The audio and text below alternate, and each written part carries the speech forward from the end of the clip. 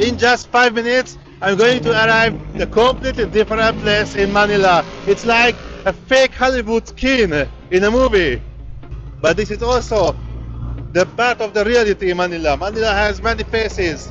A big noisy city, a small apartment on the 29th floor. I'm drinking my coffee, looking at this view and thinking to myself, how did I end up here? I originally came to Manila just for a few days. Then it turned into a week, then two. And suddenly I realized I had been living here for a month and a half. And the funny thing is, Manila has never really been my favorite city. Over the past few years, what I experienced here was a lot of dirt, poverty, begging and street crime. Honestly, I wouldn't even recommend spending too much time here as a tourist. This is not a classic travel vlog. This is more like a story about what it feels like when you're not just passing through a city, but actually trying to live in it. The different faces of Manila. This is the reality of Manila also. Just look around how people live here. And only from this place, like 5 minutes walk, I'm going to show you the other face of Manila, which is also the reality. When I arrived, BGC completely surprised me. Compared to my previous experiences, this part of Manila felt like a different world. Modern, clean, organized, wide sidewalks, parks, skyscrapers, calm streets. It almost doesn't feel like the Philippines, a bubble in the middle of chaos. In Hungary during the summer, I started a personal challenge, walking at least 12 kilometers every day. So I decided not to use public transport here in the neighborhood at all. No jeepneys, no buses, no scooters. I walked almost everywhere. At first it felt great. I thought this was the best way to truly understand the city. But later it really hit. The distances, the heat, the rain. Many days I walked 15 to 20 kilometers. There were weeks when I walked more than 100 kilometers total. And there was that day when I was walking from BGC to Quezon City to the DXN office. 16 kilometers on foot, and halfway there a brutal tropical rain started and I had no rain jacket, no umbrella. But at that point I didn't want to turn back, so I kept walking. I was completely soaked. My shirt, my pants, my socks, my shoes, everything. And in my head the same question over and over again: why am I doing this?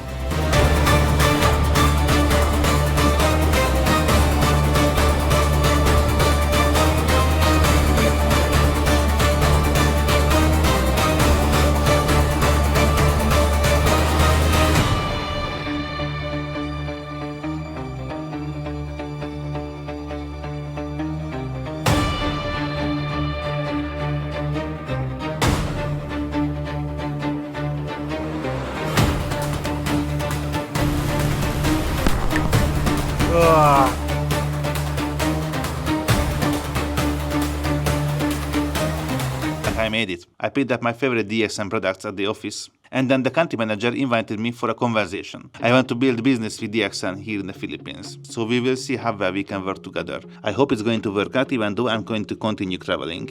And this is where something really important comes in. I wasn't completely alone. A friend of mine works in BGC. We met earlier in Bohol. He's a dog sitter now, and through her, I met other dog sitters as well. They were there every morning. We walked together, we often had breakfast together. It might sound small, but when you are far from home, in a foreign country, this kind of daily connection can be life-saving. Being alone for too long, this far away from home, isn't always easy. You need stable points, and they become exactly that. Most of the people living in this area are some wealthy Filipinos, but also there are many Korean, Indian, Chinese and other expats. And they usually have expensive, very special, well-treated dogs. Often with full-time dog sitters, who also sometimes help around the household, but their main job is to take care of the dogs. They usually earn around between 8,000 and 20,000 peso, which is not the best, I think, because in Manila, especially this area, is not cheap. Rents here in BGC easily start very high. Maybe the lowest rent here is like 40,000 peso,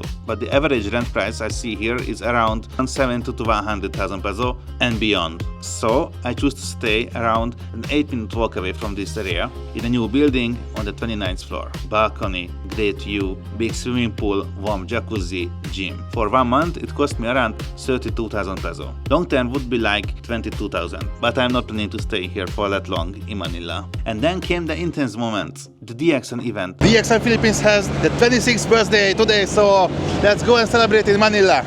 Where I unexpectedly found myself in the VIP section. Around me, leaders in suits, big names in the company. And there I was, wearing a simple polo shirt. It was DXN's 21st anniversary. I just wanted to see how they celebrate. But I'm traveling with a backpack. I have no suits, no elegant clothes. Yet somehow, I ended up sitting in the very front. Had the chance to talk with leaders who has been building the company for decades. It was surreal.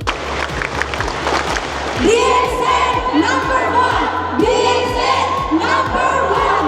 DXN number one! We have to sell and we have to do the network marketing business.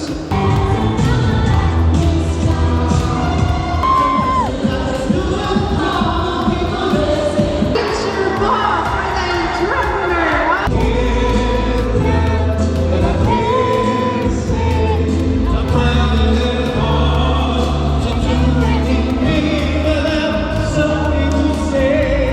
And as a videographer, what really blew my mind was the professional highlight video they played at the end of the event. We could watch the video of the event at the end of this event. The speed, the editing, that was impressive. Hey, nice to meet you.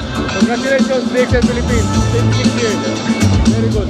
By the way, daily life followed a steady rhythm. 6 a.m. walks, breakfast with friends, a bit of work from home, swimming pool, lunch, usually Jollibee, evening walks, nice dinners, sometimes bowling or other small programs. I even visited the Mall of Asia, the biggest mall in Asia. It was massive. But honestly, at the end of the day, it's just a mall. It didn't really impress me that much.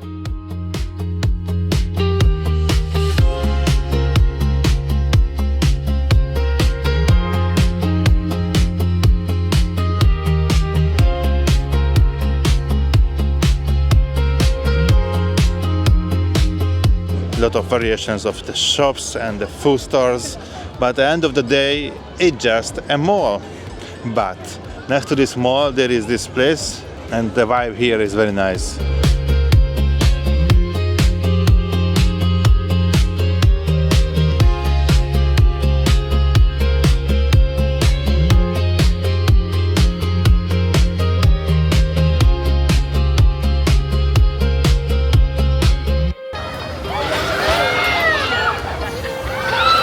And there was the Art Island in Kansas City. Mirrors, lights, visual chaos, the good kind. A few hours of mental escape from the concrete and traffic.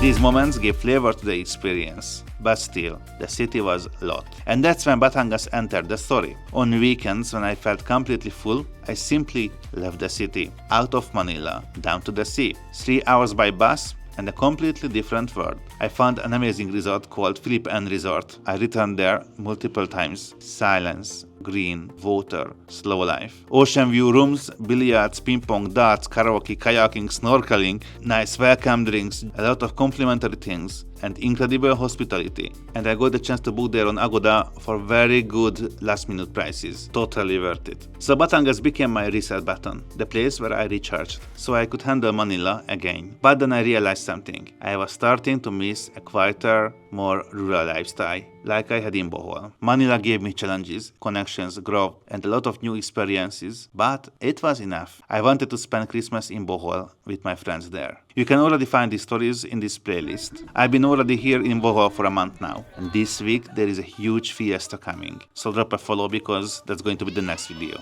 But after that, it might be time to move again. So, if you're interested in traveling, living abroad in Southeast Asia, and doing it in a way that doesn't burn you out, stay with me, subscribe, and I will see you in the next video. And if you're curious how I finance this lifestyle, you can find my favorite immune boosting coffee through the link below. See you in the next one.